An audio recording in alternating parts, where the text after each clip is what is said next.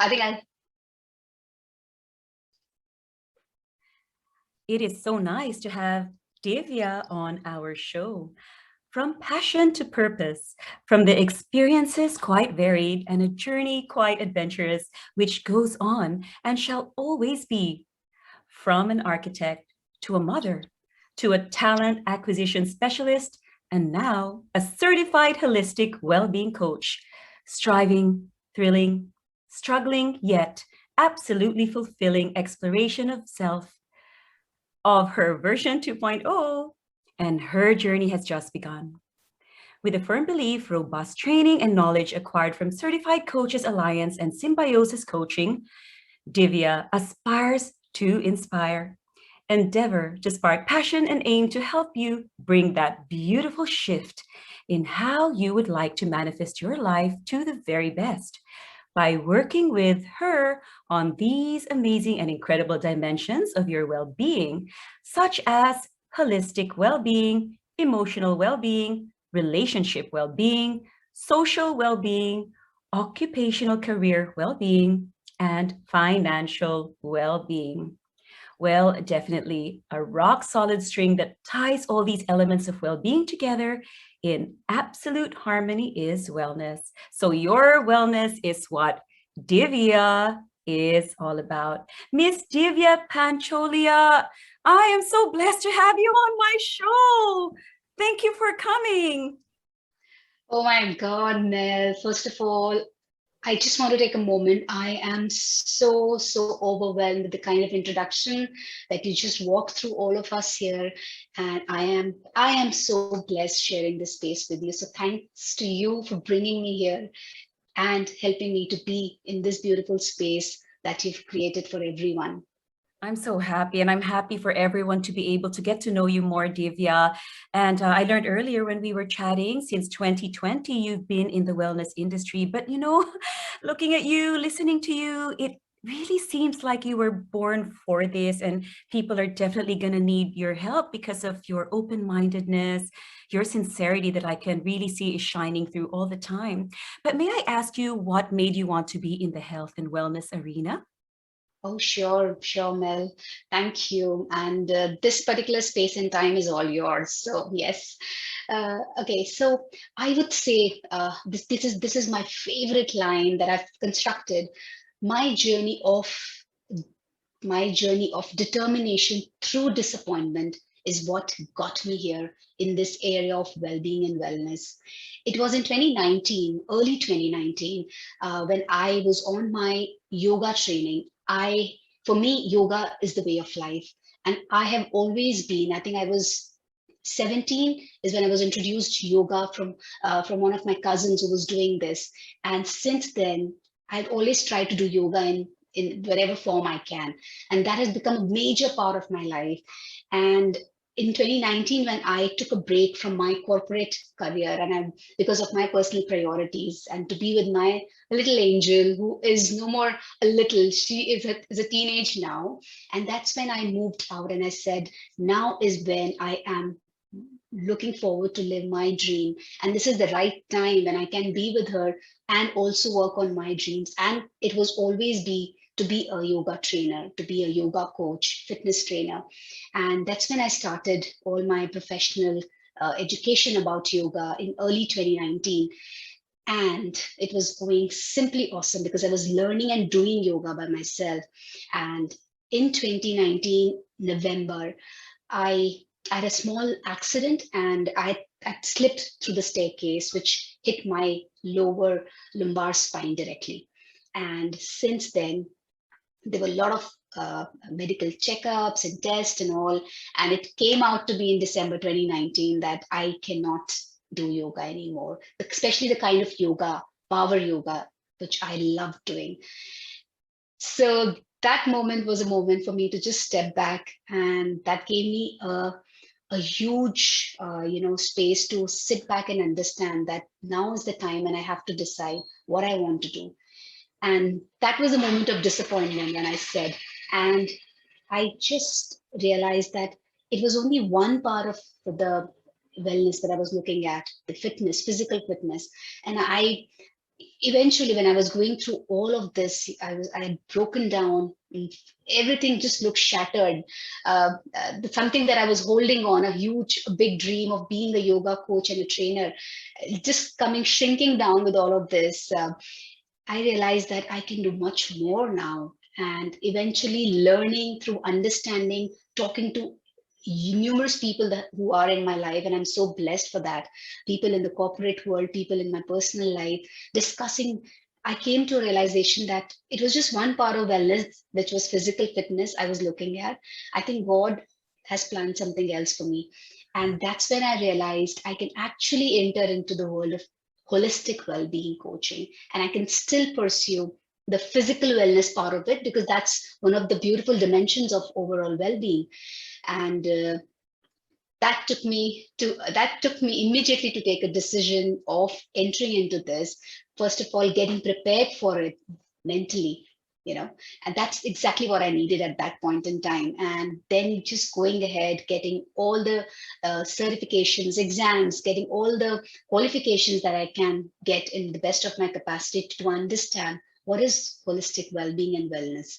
And that's where the journey started in mid of January 2020. I just know the dates and the months so precisely, because they have Wow. changed my life in and out. And since then, I'm now a certified holistic well-being coach from Symbiosis USA, Certified Coach Alliance, and also going to be an associate certified coach from the International Coach Federation, one of the highest authorities in the coaching industry. So just a month away from that, and the journey is on now. Well, congratulations. I'm getting shivers down my spine from hearing your story. And I realized that from architect, you wanted to transition into actually designing people's wellness and their health. And I don't know if there's a term out there, but because I've heard your story, I'm thinking of mental yoga now, because you were unable to do physical yoga. But at the end of the day, yoga is about wellness, being flexible. So we can do that not just physically, but mentally as well. And you've proven, you yourself went through that journey, Divya. So what a gift to the wellness world that you transitioned, although I can say it's a blessing in disguise. Of course, we didn't want your accident to happen, but because of it, look at you now.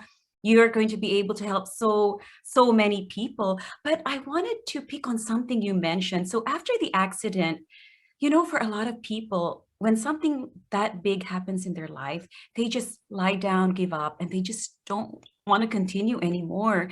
How long was that period when you picked yourself up from that fall? Wow. Okay. So thank you so much, Mel. You're actually taking me to those moments where I was broken, as you rightly said. Those are the toughest moments of life.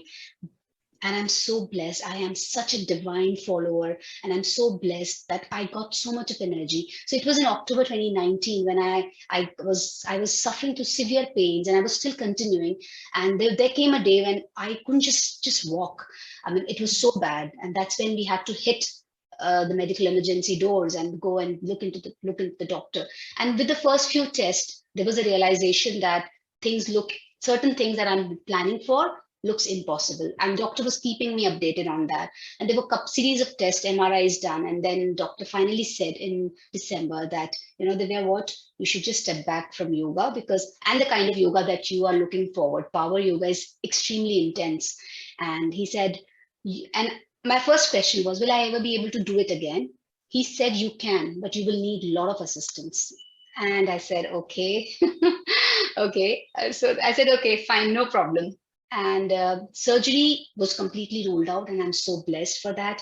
So he said, we don't need surgery, but you'll have to stop this yoga stuff right now completely, because this is hurting more than helping. Generally, yoga helps in such conditions, but right now, I think I was continuously doing that, just avoiding. And I think that's one of the biggest lessons.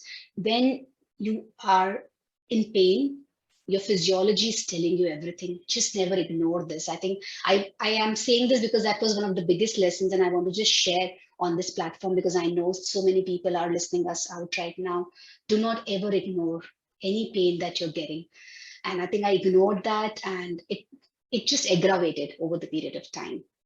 And And I was getting prepared from October 2019 onwards, and Mhm. December, when all my checkups were done, I was going through regular physiotherapy and all that. And I again checked with my doctor, and he knows by now that I am such a yoga freak, and he loves that. So he said, Divya, you can still go ahead and do yoga, but you should not be doing, if you really want yourself, running and just being physically active throughout, just avoid the power yoga part of it and rest everything. Go for swimming, running, jogging, cycling, whatever, just not this part of it. And I said, okay, fine. Fine. I accept this. I completely accept this, because this is planned for me. And the divine has planned it for me. I just cannot fight. I don't have to fight for this. So yeah, That so that. sounds so inspiring. I mean, don't fight the faith. From your story, some people, when they have this dream and it's crushed in an instant, they just feel like they want to, fall down on a heap and give up. But for you, you just accept it. And I love that, Divya, because that theory of being able to accept something that's beyond our control and having the grace to do something different, to pivot and change in our direction, and to still continue that faith and to still have that positivity as you have. That's very, very inspiring. For sure, so many of the listeners will learn a lot from how you handled your situation. But Divya, yeah, I learned that you were an architect before all of this, so you yourself have been immersed in the corporate world. I Yeah. just want to know, nowadays it's just super competitive out there. You have a kid, I have daughters who's just going to start out on their journey in their career, and it's so competitive. What role does mental well-being play so that they can face this with positivity? Wow, that's such a beautiful question, Mel. Thanks for putting this across. And I think our lives is all about how strong we are mentally. I think the right balance there can balance the entire other dimensions of wellness and well-being that we are talking right now. So the moment we know we can control this little tiny body inside our mind, inside this little place, mind or brain, I think that is the most important thing. It needs to be in control. The way we are wired, the way we are made by the Almighty, by the Divine, is in such a way that we kind of give up. We kind of give up to this little buddy who's right there inside. It has to be the other way around. We have to make this buddy as our servant. We cannot just be their slave. We have to make it our servant. We need to break the patterns. We need to understand and know what's going on. We need to face it. There's no way you can challenge it and go the other way around. You need to face it and break it. And that's really required for all these young people who are in this competitive place, whether not just the young, for all of us. I think we need to realize, we need to face what's going on and then just break it if it's just not working the way we want. That's the only way things can move forward. That's the only way you can actually hold that balance right there in place. It needs a lot of consistency and practice. But the moment you're determined and the moment you know this is not what you want and this is what you want in your life, then you can just control this little buddy inside. Wow, I'm going to isolate that quote. I'm going to write it down and I'm going to send it to all of my young friends and my daughters. You just said, understand it, face it, break it. To me, that is so impactful. That is mental armor that we can just carry around and we'll be ready to face whatever problems come our way. Wow, Divya, I mean, that is just so insightful. And for sure, so many people have to write that down, not only, but to live that thought as well. But you yourself have undergone and also faced your own challenges.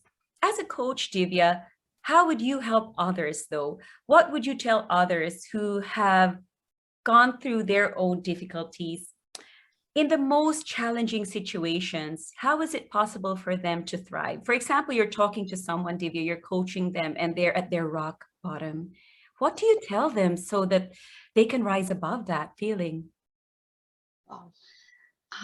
I feel, Mel, when and I do coach people around that, and that's such a powerful question to be addressed to. Uh, it's very important when I talk to people who are in that zone. The first thing first, it is very important to just simply acknowledge where you are. Just be there, understand you are here. No more attachments to why you are here. It is very important to know, yes, I am here. I know I am here. That's it. That's it. There has to be no whys around it, because the moment you enter into those whys is when you again break down yourself completely. And that's when you shatter, completely shatter. I have done this and I know. And that's the reason I try to be so open and vulnerable in all my approaches. When I'm coaching or when I'm doing my YouTube videos, I share all my real experiences. So it's very important to just acknowledge the moment you know, yes, you are in this situation. And the next thing is to just know that you have to come out of it. You just have to come out of it. Unless you get that thought, the first thing is to actually have that thought at the right place, that I need to come out of it. Because if you keep on trying to be in that place, in that space, you are just going to suffer. So it's very important to know and acknowledge, yes, I am here. That's it. And then trying to understand, now how can I come out of that situation, is the most important thing. And that's the huge gap. When I am also doing my coaching, I see there's a huge gap there, because the way we are wired again here, we tend all of us, and it's natural, we tend to be in that situation. I know we are not getting any pleasure out of it. It's just that the way we are wired, and that's exactly where we need to just simply acknowledge. And when I'm doing that how beautifully you asked me that. I'm coaching someone who's at the rock bottom of their lives right now. They just have to acknowledge. And when we're talking to in the coaching conversation, we kind of understand. We partner together to know, yes, I'm there. I know I am there. That's it. I don't have to. As a coach, when I work with them, I just do not ask any whys around. I said, yes, you are there. And just to share with you, I had a coaching session yesterday with my client, Mm-hmm. and she lost her cousin, and that was a very untimed death, and she's too low, and she wanted to talk to me because it was not helping her. When we entered into the call, she said she was already down and she was crying, Mm-hmm. and for 5 to 6 minutes she was only crying, and I was very quietly sitting. And she said, I'm so sorry, I'm taking her time. I said, no, I want you to do whatever you're doing right now. Just be here. Just be here. After 5 minutes, when she was all okay, and I think she really wanted that space to vent out, is when we started working on now what is to be done. So, what I'm trying to tell you with this experience is just to understand that, yes, I am here. Now what? Now what? The moment you get that thought and that seed inside is when you clearly know. And you clearly, when I say you, when we all know that we want to come out of it. We don't want to be. Then we just start working on how. And then we start building up that how, what, where, when, and slowly come out of that. So Divya, that is just so powerful because you just break it down into achievable steps. You tell us something that's easy. First and foremost, acknowledge your problem. You know, there's so many wellness gurus out there, and they just tell you all these big concepts, all these big things that you need to do. And that just overwhelms people even more. It's like, what? I have to manifest and I have to do this and I have to do that. Divya, you just told us the best thing ever. It's just to start in step one, to actually acknowledge. And I love that you helped your client just to simply cry it out for 6 minutes. That is so powerful because that just gets it out of your system. Then you can move to step two. You can't do step two, three, four, five when you haven't even done the hurdle of step one. So Divya, absolutely. that is so amazing. And I would also like to actually ask you, actually, you know what, a few days Sure. ago, I've been watching, I don't know why, but a lot are happening now about these love scams. I'm not sure, are you aware? So we've taken up how those young ones can be equipped mentally. Can we talk about relationships? I'm really curious, Divya. You know, a Okay. lot of us nowadays, well, a lot of the older ones, they get easily scammed. They get very, very vulnerable. And because they have this longing to have good attachments, to have, you know, meaningful companionship, somehow they become targets. for these scammers, these so-called love scammers, and it's easy for them, yeah, just to get tricked out of hundreds and thousands of money. I mean, I've seen it on Dr. Oz. I've seen it on other podcasts and YouTube channels that it's been happening lately. Divya, how can you equip someone to not be so ignorant, but just to have that balance that, yes, we can crave relationships. There's nothing wrong with that. But to also be wise so that we're not going to be scammed, to be ultra vulnerable to the point that, our heart is hanging off our sleeve and anyone can just basically trick us. What can you say as a relationship expert as well, Divya? Thanks, Nels. And to be honest, yes, I'm at a space where, yes, I love the relationship coaching part of it, and I'm doing with some of my clients. And every time when I'm doing this, it's such. So coaching is such a co-creative, partnering and process where you learn so much from your clients at the same time. So thank you so much, Mel, for asking this question. This actually rings so many bells inside my head as well, because yes, of course, I have a teenage daughter who's at a very, very delicate, age in her life right now. And what you've asked is like so relevant. So it's so important to understand relationship is a huge gamut, it's a huge umbrella. And specifically, in terms of helping these youngsters very specifically, because they are the very soft and easy targets right now. And it's so important. And as a parent, as a guardian, it's so important to have that protective shell around them, they not even knowing about it. So it's very important for us, I mean, I'm just talking from the standpoint of the parents and the guardians, to have that very constant connect with your loved one, specifically at this young age of adolescence and teenager. I know they avoid, they kind of literally try to push you out of their zone because they don't want you. When I say they don't want you, is that they don't really want you now to be in their space anymore, because they are creating their own space. But at the same time, they are absolutely unaware of certain things that's going to come down the line if they are not aware of it. And that's exactly where we need to maintain that rock solid bridge of communication with them at every step. So it's I think the entire onus is on us as parents, as guardians, or as elder siblings, or someone who come from a place of absolute maturity, to help these youngsters and knives who are totally unaware of this. And I think what I strongly feel, and I've seen also when I've done these coachings in these areas where parents coming up with a lot of teenage issues, communication has been the major concern. There has been no communication at all. And it is so important to strike that balance. And as an adults, I think a lot of responsibilities is on us as parents and guardians to create that space. Your teenage, your youngster, your adolescent will try to push you, but we don't have to give up. We simply don't have to give up, so that we make them aware of a lot of things that they are not even aware. As you said, they are such soft targets. So it's very important for us to connect through them, to create that strong bond of connection, and creating that awareness. And that can only happen through communication. We need to strengthen those ties, definitely, especially now that they can be so busy with their gadgets. Absolutely. And it's really, there's always that threat of Yeah. that communication bond being broken. But yes, as parents, we really need to always ensure that our efforts are there, and then they always feel loved and having a safe environment. Absolutely. What you said is so beautiful.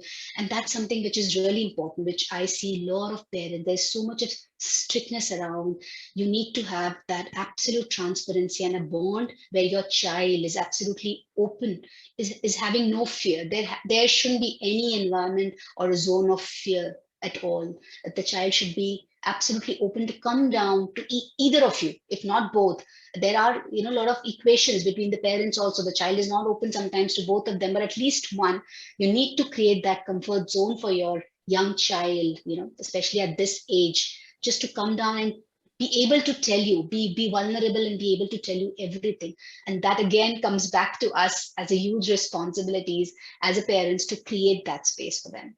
Yeah, we can't let them find it out on their own. We need to help them. Very Yes. sure. Divya, how about the other end of the spectrum? You know, there are some who's already in their 50s. Maybe they've gone through a divorce or yeah, or a recent breakup. They feel that, hey, I already know everything. I've been there, done that. But funnily enough, sometimes they're at the most vulnerable too, because they're looking for love or they're craving for something more. And they're in that maturity that they're craving, but they get scammed too. And as I was also mentioning earlier, a lot of older ones in their 50s, they're getting scammed too. Yeah. So what's that phenomenon, and how do you think that we can help? If we had a friend, for example, well, to be honest with you, Divya, so I've had two people in my circle. um, they were in their 50s, and Mhm. one is now severely in debt because of being scammed, and another one has already lost communication with all of us, her other friends, because of her embarrassment that she had also been a victim. Oh. So, you know, I honestly can't wrap my head around that. But what do you think, Divya, if we see somebody going through it, or if we feel maybe we are getting scammed, but there is that part of you, it's you just want to be loved. And when somebody showers you with attention, you want that. How do you make people feel balanced and just to keep, you know, their head together and to make sure that they're not being tricked and someone who's genuinely courting them? What do you think? Wow, yeah. So I think, yeah, it's what you said. It's much easier to handle these youngsters, though we feel, and though there's such a taboo about handling the teenagers and adolescents. I feel, yes, it is tough, but it is much more easier because there's so much that we have to put an effort there. And yes, it is so challenging to help people who are in their mid 50s, and who are struggling to Yeah, find the love. and and yeah, I think what is so important to understand is, you know as a coach, or as someone who can just go ahead and help them, as to what exactly they are looking forward, because most of the people, they are not really sure what they are looking forward, what they really want in life. So it's so important to, first of all, again, I love this word, acknowledge what you're truly missing in life. And then there are so many ways to ask for help in that direction. So when you said, two of your friends, and I feel so sorry for them, mm, uh, you know and I think they did purely with an intention of looking forward for some love, and unfortunately, it ended up in a way it shouldn't be. And I think, as a friend or as a coach, the only way to help them out is to to be in that situation, and then trying to come out of that with absolute empathy and emotional support, because that is what exactly they are looking at. So anyone or everyone who is around them need to hold them very strongly, because they need only emotion and empathy and love right now. And it's very important for us to step forward and just lend that helping hand, because they are looking forward to just grab that hand. Maybe you said it right, the second friend who's not even in touch with you all because of the embarrassment. I think what truly required is for us to just take that step forward and just grab her and pull her out of that situation. So absolute empathy and emotion, coming out from a space of no judgment at all, is the only way to bring them back to for life. sure. Wow, empathy surely is a great gift that we can give to others, and just creating that openness so that they don't have to feel judged or pre-criticized, because for sure they themselves are being hard on themselves after going through some guilty feelings. Wow. Again, very, very powerful advice. You know, Divya, you've been giving of yourself, helping others, and even now on this episode, you just enriched us with such great pearls of wisdom. How about yourself? Of course, when you help others, you also need to replenish your own energies, your own wellness.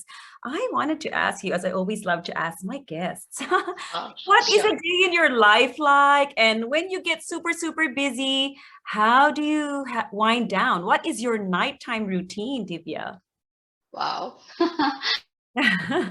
Lovely. Thanks, Mel. And again, all your questions are taking me to a place of absolute wow feeling. And thank you so much, because that's something that is so empowering. So, a day in my life looks very structured. I am someone who wants things to be in a structured manner, but eventually, now I'm learning I need to have a lot of flowing happening also, because things cannot just work every time with structure. But if it's a day in my life, it's structured with my absolute fixed morning routine, with my yoga, then my physical workout that I do. And then, I love cooking. So I prepare our meals on my own. So breakfast, lunch. And after I've done, then I get into the work so my day typically starts from 12, after I finished off everything in terms of my work, my sessions, my engagements. So they start from noon onward. Morning from 4 till 12 is all my time managing, helping my little one, my husband, myself. And that is something that is really needed. If I don't get that morning, my morning routine is 4. I wake up at 4. So 4 to 7 is just my time. No one enters into that. Absolutely no Wow. one. And everybody's clear about it. Thankfully, they're all sleeping. So 4 to 7 is when I do a lot of writing, and then I do some reading, and then my yoga, and then my physical fitness regime, come back home. And then I am from 7:30ish till 12. I am with my daughter first, chatting with her. She's getting prepared for the school. So making breakfast for her, sitting with her and having breakfast, and then, some coffee with my husband, then lunch. And I just hope I'm not going too much into the detail, Mel. Is that No, okay? we need this. I absolutely need it. I'm actually picturing you going through the motions, Wow. and it's a Okay. big help. I'm sure all the listeners want to know the details, Divya. Yes, Okay. and then Sure. Thank and you. then Thanks to you, and thanks. please continue. Sure. And once I'm done with my lunch and everything is set and ready, I quickly jump into, my schedule for the day. I do not schedule more than 2 to 3 calls in a day. And because I need breaks in between, because coaching calls are very exhaustive, Yeah. because I'm sure you would relate to it. It's so much that you have to be in the moment all through the session. So I typically have 2 to 3 sessions, unless any of the client is coming up with a pressing need, then I adjust and accommodate. Otherwise, the maximum 3 and minimum 2 sessions in a day. And lunchtime is the time which is like absolutely 1.5 hour of time, which is the family time. There is a very strong ritual. Come what may, lunch has to happen together on the dining table. So all three of us, a lot of chit chatting, and these days we are trying to avoid a lot of chit chatting, because my daughter is a person who would love to talk and talk and talk. So I am helping her to cut that down and focus more on what you're eating with every bite, and appreciating that. And so it's a little time, little TV watching time together, and then a quick 20 minutes of power nap. I think what you asked me is that how I create that balance all through the day, which keeps me running till 10 in the night, from 4 till 10 in the night. Wow. Everything else around what I'm doing, because I'm totally loving it. But of course, that 20 minutes of power nap after lunch, after half an hour of lunch, is just brings the entire energy back in form. And I think that's one of the most important part of my life. I just wish I would have realized it like 10 years back. But I always say it's never too late to start something which is just fundamentally amazing. So I started and loved this concept of 20 minutes of power nap only from the last year. And since then, I see the kind of energy that flows, and it just keeps me running all through the day, like on my toes, not feeling down. And even if I'm feeling down, I exactly know I can bring myself back. So after that power nap, the work starts again, and then again, after 2 3 hours of work, the evening time is the dinner preparation time, which typically my daughter enters into that space and helps me in the kitchen. So we have a lot of chit chatting, both mother and daughter. And then the dinner is served, and we eat early dinner as well, around 7 7:30 max. So after 8, I do not eat anything. this is something, this is the rule for myself. Mm, And mm. I do not eat anything. In fact, after 7:30, and there's only a cup of chamomile green tea that I have before I'm half an hour before I'm hitting the bed. And the night ritual, I think one of my most favorite ones is like 15-20 minutes of playing cards with my daughter and Oh, my husband, all three of us. And my husband sleeps a little late because he has a lot of his calls typically during the night. So I and my daughter, we hit the bed by 10. So we play cards for some time. Then we do our night prayer. We just sing one or two hymns of whatever she wants to sing. We have chances. It's one day her chance, and the second day is my chance, and we sing that together. And then there's a small box that we have next to our bed, wherein we just write on there. We have small chits, and we just write the best moment of the day. And we just write that, fold it, and keep it in that box and sleep. And over the weekends, we open that box and read all our chits, the blessings of the day every day. So it's Monday, we just write Monday and what is my blessing? What was just my blessing for that day? And that's one routine. So these are three things that I do before we finally switch off the lights and sleep. And this is so important because I think this completely helps. This has helped me to have such calm and relaxed sleeps, uh, over the period of time, and it just works wonder. well, Divya, just hearing that, you are absolutely the embodiment of wellness. Thank you so much for letting us have a peek in a day in your life and your wonderful nighttime wind down routine. It is just so amazing and so inspiring just to see how close you all are. And yeah, that alone time is totally essential to replenish your energy. Yeah, my husband, he's your type. He's the morning person, so he's up at Oh, 5. So that's his time alone, and then we all have our time together. My two daughters are always up and about, so we only have dinners together. And then okay, I have the latter part of the night to myself. So that's it's so important to have that time alone, definitely. Divya, absolutely. um, I cannot tell you how much of a blessing this conversation has been. And I'm sure you have helped and given so many beautiful gems of insights to our listeners.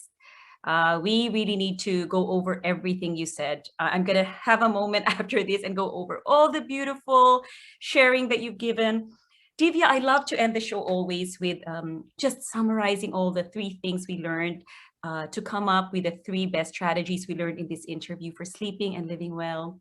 So, from you, Divya, we learned that just to have acceptance and acknowledgement, because sometimes we toss and turn at night. We don't know what's bothering us. Something in the back of our brain is making us frustrated or disappointed or angry or lonely, but we don't know what it is. And that makes us lose sleep. But if we acknowledge it and then pray about it, then that helps us to be more relaxed and calm. And secondly, I love what you said about your lovely nighttime routine. Do something relaxing. It's perfect to not eat 2 hours before bed because that helps you to digest and that puts your body in a state of relaxation as well. And thirdly, just to have a lovely structure and to have gratitude. I love Divya's routine of writing down in a chit, in a piece of paper, putting it in a box, the beautiful things that happen in our day. And not just doing that, because I've learned something extra from you actually, because I do have gratitude journal as well. And a lot of people do. Yeah, But we don't usually review it, and you do that at the weekend. That is another beautiful gem that you've given us today. So that is our third strategy. We need to do that, write down our gratitude thoughts, but remember to review it at the end of the week. yeah. Divya, virtual hug to you. I learned so much, and I'm sure everyone is jumping for joy, all the listeners. So such healing to listen to you, all that beautiful advice you've given. Divya, we want to know how we can contact you now, because when people are going to go through challenges and need a wellness advisor, they definitely know where to go and who to ask for help. Sure, Mel. Mel, I would just want to take a moment here Yes, because I please. know this is such a beautiful platform that you've created. And I think you have been so thankful about everything in this conversation. And I want to step into, just fold my hands again virtually, just to say a huge thank you, because it is all happening because of you and your commitment towards what you want to give as such a beautiful gift to your listener. So thank you, Mel, for creating this space and bringing Oh, us thank you. together. Thank Yeah, you for that. and my pleasure, Mel. And people can connect me through my email ID. I can share that with you. And I am on LinkedIn. I am working on getting onto Instagram, but I know that might take a little time because I really want to create a beautiful structure and a place like yours, Mel. I'm so impressed by yours. So I am working on it. But right now, they can connect to me through LinkedIn, and they can connect to me through my Gmail, which is shinewithdivya@gmail.com. Just one word, shinewithdivya@gmail.com. And if you want, I can just type also and send it across. Definitely, I will be typing it on the episode, Shine with Divya. Yes, And Divya. and also my YouTube channel, which is Wellness Visionary. And visionary starts with W because it has to be all related to wellness and well-being. So I kind of tweak the spelling of visionary. So it's Wellness Visionary. Visionary. WIS and the spelling SIONARY. Love that. Visionary. It sounds like a wish. And don't we Wish. all wish for wellness? Wellness, visionary. Visionary. We are going to have an additional channel to add and subscribe to for our lovely wellness tips from the lovely and beautiful Miss Divya. Thank you so much. All those details about how to reach you is going to be posted on the episode, so we will know how to contact Divya. Thank you so much for the lovely time. Thank you so much, Mel. And thank you to all the listeners for being so kind and patient and being with me in this journey. Thank you. Thank you. Keep in